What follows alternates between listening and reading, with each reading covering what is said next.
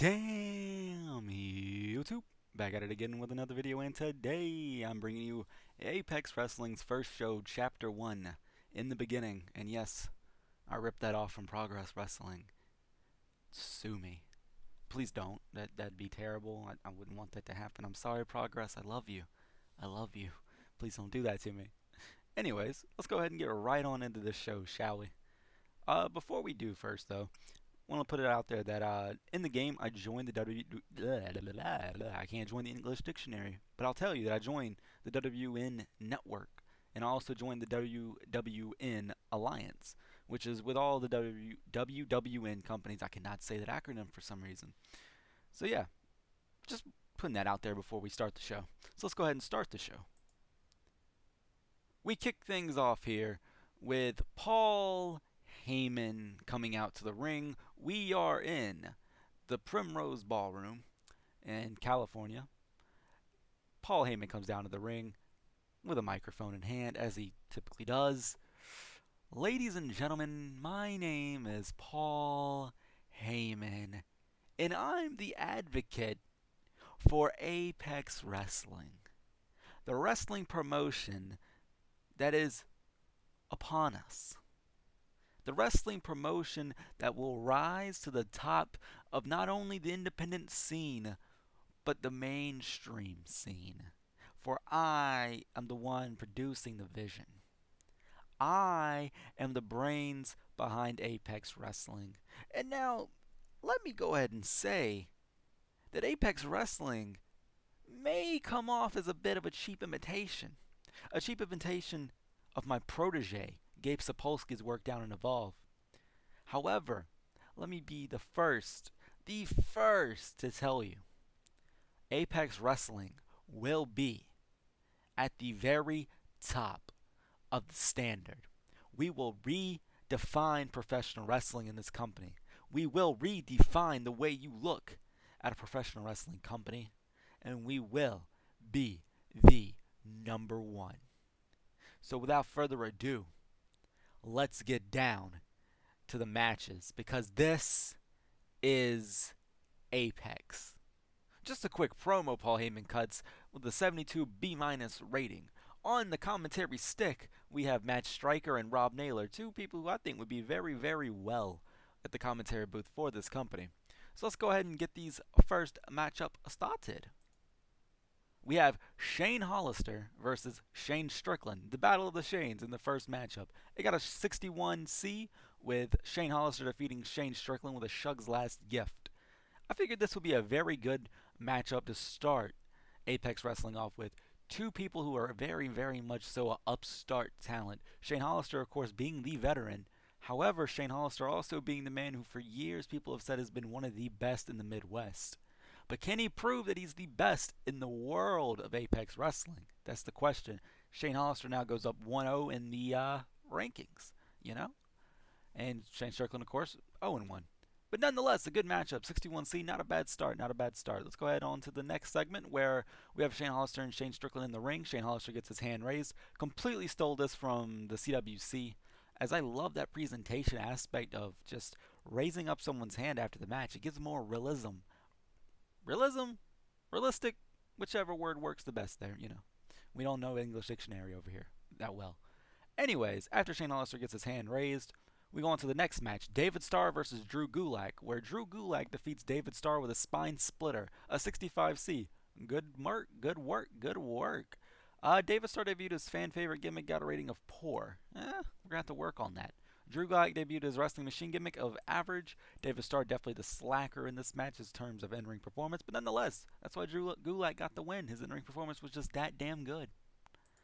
They both do the same thing afterwards, as we had in the last match. One man gets his hand raised, obviously Drew Gulak, the other, not so much. So Drew Gulak goes up 1-0 in the rankings, while David Starr, of course, goes to 0-1. Our next match, the women making their debut in Apex Wrestling, not just a men's promotion. And we find this out when Candice LeRae takes on Ivelisse Velez. And Candice LeRae defeats Ivelisse Velez with a balls plex. Well, I guess in this case it'd be a Vagplex. But nonetheless, a 66C plus rated match, which is great. Candice LeRae got an average rating on her fun babyface gimmick. Ivelisse got a rating of awful on our bitch gimmick. Matt Striker and Rob Naylor work extremely well together at the announce tables. Holla fucking Luya. That is the biggest thing I was wondering going into the show. Not even the match ratings. I was wondering how well the commentary would be. And they work extremely well together. That's flawless to see. I am extremely excited. So a 60-60 plus. Great stuff. After the match, Candice LeRae gets her hand raised. And of course, 1-0, 0-1. We go on to the next match where it's Phoenix taking on Ricochet. Two very, very, very big upstarts in professional wrestling right now. I wouldn't really say upstart. That's not really the right word. Two mainstays in a sense. Phoenix, of course, getting his big attention, if you would, in the UF's audience because of Lucha Underground. But Ricochet, of course, has been a mainstay in the independent scene for the American audience for many years. An 82 rated match. Ricochet wins with a 630 senton. They work extremely well at the announce table together. Once again, a great thing to see. Phoenix is getting better at his gimmick. He got a rated of above average. Ricochet got a great rating. So yeah, Ricochet and Phoenix are both in Apex Wrestling, trying to reach the very top of professional wrestling. 82B. Best match of the night so far. After the match, of course, Ricochet getting his hand raised. 1-0, 0-1. We're doing the same routine. You know, it's a little bit repetitive, but it's alright. We go on to the next match. AR Fox taking on Zack Sabre Jr. Zack, I'm going to go ahead and put it out there. While he did win this match, who knows if he's going to stay in Apex Wrestling for that long. This man is probably one of the hottest free agents in professional wrestling today. He's a part of the CWC. And, well, let's just be real. Who's not trying to sign this man? So if he gets signed up by a promotion to a written contract, it'll be a tough break for us. But nonetheless, he's here for now. And he defeats AR Fox with the ode to breaks. An 82B. An average rating for both in gimmicks. Zack Sabre performing 17 points above AR Fox in rings. That's great. We have them doing the bit with Sabre getting his hand raised and Fox not. 1-0, 0-1. We then go on to the next match. Where, actually, no, I take that back. We cut to a visual backstage of Aaron Stevens standing in front of a wall. A white wall. With the camera filming him. You know, I am here in Apex Wrestling for many of things. To prove myself in a sense. To prove that I'm not just an entertainer. To prove that I'm not just a mainstream guy. I am here to prove I am that good. I am Aaron Stevens. And I am that much greater than the next. So don't mind me whenever I face Chris Hero tonight in my Apex debut. And I spoil everyone's favorite knockout artist. You call yourself a knockout artist, Chris, but let's be honest here. Aaron the Great doesn't see anything in you. Aaron the Great sees through you. Because I, just like Apex Wrestling, am going to show exactly why I'm going to the very top of the mountain. So see you there, Chris. Because I'm going to knock your ass right off.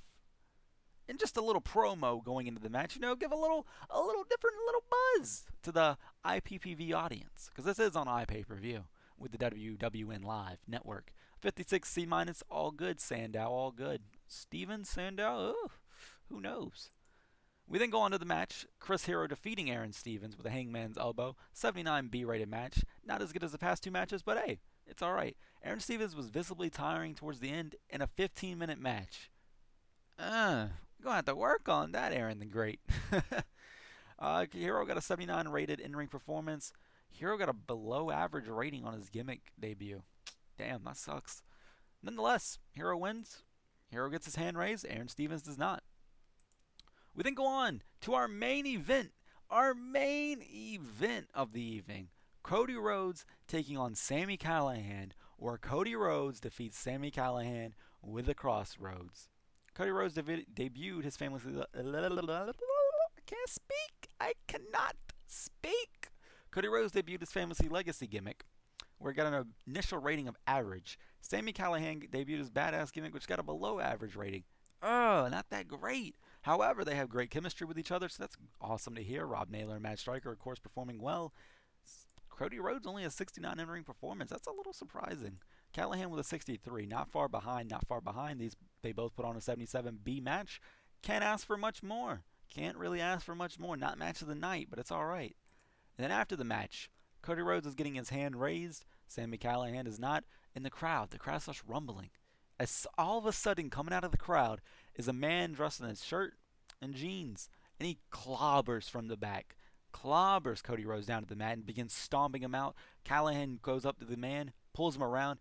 His face hits the camera.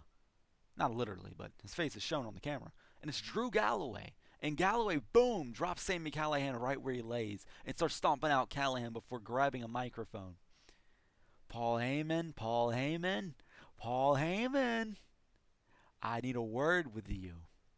Apex Wrestling, you say, is going to be the top, the very top. No, it's not. Because I'm this fucking business. I'm Drew Galloway, the WWN icon. And I'll be damned if I let Cody Rhodes come off of his career up north and try to take what's mine. You see, Johnny Gargano just left WWN. And I'm not going to have another guy take the spotlight from me. So I don't give a damn if I wasn't booked tonight. I am this company. I am this network. I am Drew